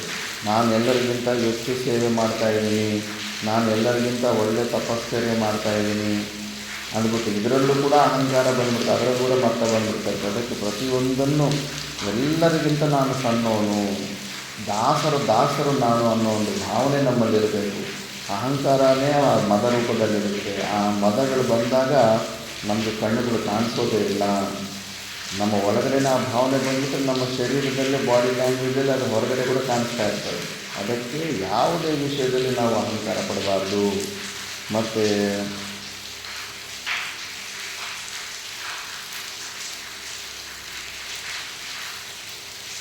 ಈ ಅಷ್ಟಮ ಮದಗಳಲ್ಲಿ ಕೆಲವೊಂದು ಇರ್ತಾರೆ. ತನ್ನ ಸ್ತ್ರೀಯಲ್ಲಿ ಮೋಕ್ಷ ಸಂಪಾದಿಸುವಲ್ಲಿ ಕಾಮ, ಕೆಟ್ಟ ಮಾರ್ಗದಿಂದ ನಡೆಯುವುದರಲ್ಲಿ ಅಸದ್ ವಿಷಯದಲ್ಲಿ ಸಿಟ್ಟು, ಪುಣ್ಯ ಸಂಪಾದನೆಯಲ್ಲಿ ಅನಧಿಕಾರಿಗಳಿಗೆ ಬ್ರಹ್ಮವಿದ್ಯೆಯನ್ನು ಕೊಡಬಾರದೆಂಬುದರಲ್ಲಿ ಲೋಭವೂ ಇರಬೇಕು. ಸತ್ಪುರುಷರಲ್ಲಿ ದುಃಖಗಳೋಳು ದಯೆ ಎಂಬ ಮೋಹ, ಗರ್ವವುಳ್ಳವರಲ್ಲಿ ಅನದ್ವಿಷಯಗಳನ್ನು ಮುಟ್ಟದೆ ಶ್ರೇಷ್ಠನಾಗಿರುವೆಂಬಲ್ಲಿ ಮದವೂ ಇರಬೇಕು. ಕೆಟ್ಟ ಕೆಲಸ ಮಾಡುವುದರಲ್ಲಿ ಕರ್ಣ ವಿಜಯದಲ್ಲಿ ಮತ್ಸರ. ಅಂದರೆ ಒಳ್ಳೆಯ ಪ್ರಕಾರದ ಒಂದು ವೇಳೆ ಕಾಮ, ಕ್ರೋಧ, ಲೋಭ, ಮೋಹ, ಮದ, ಮಾತ್ಸರಿ ಇದ್ದರೆ ಈ ಥರವಿರಬೇಕು ಅಂತಾರೆ. ಕಾಮ ಯಾವ ಥರ ಇರಬೇಕಂದ್ರೆ ತನ್ನ ಸ್ತ್ರೀಯಲ್ಲಿ ಮೋಕ್ಷ ಸಂಪಾದಿಸುವಲ್ಲಿ ಕಾಮ ಇರಬೇಕು. ಮೋಕ್ಷನ ಹೊಂದಬೇಕನ್ನೋ ಒಂದು ಕೋರಿಕೆ ಇರಬೇಕು. ಮತ್ತು ಸಿಟ್ಟು ಹೆಂಗಿರ್ಬೇಕಂದ್ರೆ ಕೆಟ್ಟ ಮಾರ್ಗದಿಂದ ನಡೆಯುವುದರಲ್ಲಿ ಅಸದ್ವಿಷಯದಲ್ಲಿ ಸಿಟ್ಟಂತೆ. ಕೆಟ್ಟ ಮಾರ್ಗದ ಬಗ್ಗೆ, ಕೆಟ್ಟ ಕೆಲಸಗಳ ಮೇಲೆ ಅದರ ಮೇಲೆ ನಮಗೆ ಸಿಟ್ಟಿರಬೇಕಂತೆ. ಮತ್ತು ಲೋಭ ಹೆಂಗಿರಬೇಕಂದ್ರೆ ಪುಣ್ಯ ಸಂಪಾದನೆಯಲ್ಲಿ ಅನಧಿಕಾರಿಗಳಿಗೆ ಬ್ರಹ್ಮವಿದ್ಯೆಯನ್ನು ಕೊಡಬಾರದೆಂಬುದು. ಯಾಕೆ ಅಧಿಕಾರ ಇಲ್ಲದೇ ಇರೋರಿಗೆ ವಿದ್ಯೆ ಕೊಡಬಾರ್ದು. ಇಲ್ಲ ಕೊಟ್ಟರೆಗನ ಅದು ಕೆಲಸ ಕೂಡ ಬರೋದಿಲ್ಲ. ಅಂಥ ವಿಷಯದಲ್ಲಿ ನೀನು ಅವರಿಗೆ ವಿದ್ಯೆಯನ್ನು ಕೊಡಬೇಡ, ನಿನ್ನ ತಂದು ಇಟ್ಕೋ. ಅವ್ರು ಲೋಭಿ ಅಂದ್ಕೊಂಡ್ರೆ ಲೋಭಿ ಅನ್ಕೋದು. ಇಂಥ ಲೋಭ ಇಲ್ಲ, ಯಾಕಂದರೆ ಅನಧಿಕಾರಿಗೆ ವಿದ್ಯೆ ಕೊಡಬಾರ್ದಾಗಿತ್ತು. ಈ ಥರ ಲೋಭ ಇರ್ಬೋದು. ಸತ್ಪುರುಷರಲ್ಲಿ ದುಃಖಗಳು ದಯೆ ಎಂಬ ಮೋಹ. ಸತ್ಪುರುಷರಲ್ಲಿ ದಯೆ, ಅವ್ರು ಎಷ್ಟು ದಯೆ ತೋರಿಸ್ತಾರೆ, ಮತ್ತೆ ದಯೆ ಜಗದ ಮೇಲೆ ಎಲ್ಲ ದಯೆ ತೋರಿಸ್ತಾ ಇರ್ತಾರೆ. ಆ ರೂಪದ ಮೋಹ ಇರಲಿ. ಸಕಲ ಜಗತ್ತಿಗೆ ಒಳ್ಳೆಯದಾಗಬೇಕು, ಇವರೆಲ್ಲ ನಮ್ಮವರು, ಇವರೆಲ್ಲರೂ ಉದ್ಧಾರ ಆಗಬೇಕು ಅನ್ನೋ ಮೋಹ ಇರಲಿ. ಕೇವಲ ನನ್ನ ಹೆಂಡತಿ ಮಕ್ಕಳೇ ಉದ್ಧಾರ ಆಗಬೇಕಂತಿಲ್ಲ, ಎಲ್ಲರೂ ಚೆನ್ನಾಗಿರಲಿ, ಎಲ್ಲರೂ ಉದ್ಧಾರ ಆಗಲಿ ಅಂತ ಆ ಥರ ಮೋಹ ಇದ್ದರೆ ಪರವಾಗಿಲ್ಲ. ಗರ್ವವುಳ್ಳವರಲ್ಲಿ ಅನದ್ವಿಷಯಗಳಲ್ಲಿ ಮುಟ್ಟದೆ ಶ್ರೇಷ್ಠನಾಗಿರುವ ಎಂಬಲ್ಲಿ ಮದವೂ ಇರಬೇಕು. ಅಂದರೆ ಒಳ್ಳೆಯ ಕೆಲಸಗಳಲ್ಲಿ ಒಳ್ಳೆಯ ಮಾರ್ಗದಲ್ಲಿ ಹೋಗ್ತಾ ಇದ್ದೀನಿ ಅನ್ನೋ ಒಂದು ಬೇಕಾದರೆ ಸ್ವಲ್ಪ ಇದ್ದರೂ ಪರವಾಗಿಲ್ಲ. ಮೋಕ್ಷ ಮಾರ್ಗದಲ್ಲಿ ಅನದ್ವಿಷಯಗಳನ್ನು ಮುಟ್ಟದೆ ಶ್ರೇಷ್ಠನಾಗಿರುವೆಂಬಲ್ಲಿ ಮದವು ಇರಬೇಕು. ಕೆಟ್ಟ ಕೆಲಸ ಮಾಡುವುದರಲ್ಲಿ ಕರ್ಣ ವಿಜಯದಲ್ಲಿ ಮತ್ಸರ. ಕೆಟ್ಟ ಕೆಲಸ ಮತ್ತು ಕರ್ಣ ವಿಜಯದಲ್ಲಿ ಮತ್ಸರ ಇರಬೇಕು. ಈ ಥರವಿದ್ದರೆ ಪರವಾಗಿಲ್ಲ, ಮಿಕ್ಕಿದ ವಿಷಯದಲ್ಲಿ ಇರಬಾರ್ದು. ಮತ್ತು ಇಲ್ಲಿ ಸ್ವಲ್ಪ ವಿಚಾರ ಬರುತ್ತೆ. ಮಹಿಷಮರ್ದನೆಂಬ ಎರಡನೆಯ ಚರಿತ್ರೆಯು ತಾತ್ಪರ್ಯ. ಇದು ಉಪಾಸನಾ ಕಾಂಡವು. ಫಸ್ಟು ಕರ್ಮಕಾಂಡದ ಬಗ್ಗೆ ಬಂತು, ಇದೀಗ ಉಪಾಸನಾ ಕಾಂಡವು ಬಂತು. ಸಕಾಮೋಪಾಸನೆಯ ಫಲವು ಅಸ್ಥಿರವಾದ್ದರಿಂದ ಅದನ್ನು ಬಿಡತಕ್ಕದ್ದು. ನಿಷ್ಕಾಮೋಪಾಸನೆಯಿಂದ ಚಿತ್ತಶುದ್ಧಿಯಾಗಿ ಪರಮಾತ್ಮನ ದರ್ಶನವಾಗುವುದು. ಚಿತ್ತಶುದ್ಧಿಗೆ ಕಾಮಾದಿ ವೃತ್ತಿಗಳನ್ನು ವಿರೋಧಿಗಳಾಗಿ ವೈರಿಯಂತಿರುವವು. ಆದುದರಿಂದ ಅವುಗಳನ್ನು ಜಯಿಸಿ ಸ್ವಾಧೀನ ಮಾಡಿಕೊಂಡ ಹೊರತು ಚಿತ್ತಶುದ್ಧಿಯಾಗಲಾರದು. ಕಾಮಾದಿ ಆದಿ ವಿಜಯವೇ ಚಿತ್ತಶುದ್ಧಿಗೆ ಮುಖ್ಯ ಉಪಾಯ. ಆ ಆದಿ ವಿಜಯವನ್ನೇ ಈ ಎರಡನೆಯ ಚರಿತ್ರೆಯಲ್ಲಿ ಹೇಳಲ್ಪಟ್ಟಿದೆ. ದೇವತೆಗಳು ಸ್ವರ್ಗದಲ್ಲಿದ್ದು ಪರಶಿವ ಸ್ವರೂಪವನ್ನು ತಿಳಿಯದೆ ಕಾಮಾದಿ ಅರಿಗಳಿಗೆ ವಶರಾಗಿ ಐಶ್ವರ್ಯ ಮದದಿಂದ ಪರಮಾತ್ಮನ ಉಪಾಸನೆಯನ್ನು ಮರೆತು ತಮ್ಮ ತಮ್ಮ ಅಧಿಕಾರಗಳನ್ನು ಕಳೆದುಕೊಂಡು ಬ್ರಹ್ಮಾದಿಗಳಿಗೆ ಶರಣು ಹೋದರು. ಅವರು ಭಗವತಿಯ ನಿಜ ಸ್ವರೂಪದ ಅನುಭವ ಮಾಡಿಕೊಟ್ಟರು. ಆಗ ಆಕೆಯೇ ಅವರನ್ನು ರಕ್ಷಿಸಿದಳು. ರಾಕ್ಷಸರು ಸಹ ಯುದ್ಧದಿಂದ ಚಿತ್ತಶುದ್ಧಿಯ ಹೊಂದಿ ದೇವಿಯ ನಿಜವಾದ ಸ್ವರೂಪವನ್ನು ಸಾಕ್ಷಾತ್ಕಾರ ಮಾಡಿಕೊಂಡಿದ್ದರಿಂದ ಪಾಪದಿಂದ ಬಿಡುಗಡೆ ಹೊಂದಿ ಪುನಃ ಸ್ವರ್ಗಾದಿ ಭೋಗವನ್ನು ಹೊಂದಿದರು. ಯುದ್ಧದಲ್ಲಿ ಸತ್ತ ರಾಕ್ಷಸರು ಕೂಡ ಮೋಕ್ಷವನ್ನು ಹೊಂದಿರ್ತಾರೆ. ಯಾಕಂದರೆ ನೀನು ದೇವರನ್ನು ಶತ್ರುಭಾವದಲ್ಲಾಗಲಿ, ಮಿತ್ರನ ಭಾವದಲ್ಲಾಗಿ, ತಂದೆ ರೂಪದಲ್ಲಾಗಿ, ಹೆಂಡತಿ ರೂಪದಲ್ಲಾಗಿ, ಗಂಡನ ರೂಪದಲ್ಲಿ, ಯಾವುದೇ ರೂಪದಲ್ಲಿ ನೀನು ಪರಮಾತ್ಮನನ್ನು ಚಿಂತನೆ ಮಾಡಿದ್ರೆ ನೀನು ಪರಮಾತ್ಮನ ಸ್ವರೂಪನೇ ಆಗಿಬಿಡ್ತೀಯ. ಅಷ್ಟು ಸಾಮರ್ಥ್ಯ ಇರುತ್ತೆ. ಯಾಕಂದರೆ ಅದು ಬ್ರಹ್ಮ ನಿರ್ಗುಣ ನಿರಾಕಾರ ಸ್ವರೂಪ ಅನ್ನೋದು ನಮ್ಮ ಸ್ವರೂಪವೇ ಆಗಿರುತ್ತೆ. ನಾವು ಯಾವುದೋ ಒಂದು ಸಂಬಂಧದಿಂದ ಚಿಂತನೆ ಮಾಡಿದ್ರೂ ಕೂಡ ಆ ಪರಮಾತ್ಮ ನಮಗೆ ಸಿಗ್ತಾನೆ. ಆದ್ದರಿಂದ ಎಲ್ಲ ಸಾರವೂ ಇಷ್ಟೇ, ಎಲ್ಲರಿಗೂ ಮೋಕ್ಷನೇ ಹೊಂದಬೇಕು, ಪರಮಾನಂದನೇ ಹೊಂದಬೇಕಂತ ಪ್ರಯತ್ನ ಮಾಡ್ತಿರ್ತೀವಿ. ಆದರೆ ಅಂತಃಕರಣ ಶುದ್ಧಿ ಇರೋದರಿಂದ ನಮ್ಗೆ ಆ ಜ್ಞಾನ ಸರಿಯಾಗಿ ಅಂಟುಕೊಳ್ಳೋದಿಲ್ಲ. ಅಲ್ಲಿ ಮತ್ತು ಅಂತಃಕರಣ ಶುದ್ಧಿಯನ್ನು ಹೊಂದಬೇಕಂದ್ರೆ ಕಾಮ, ಕ್ರೋಧ, ಲೋಭ, ಮದ, ಮೋಹ, ಮಾತ್ಸರಿ ಇವೆಲ್ಲ ಕೂಡ ಅಡ್ಡ ಬರ್ತಾ ಇರ್ತವೆ.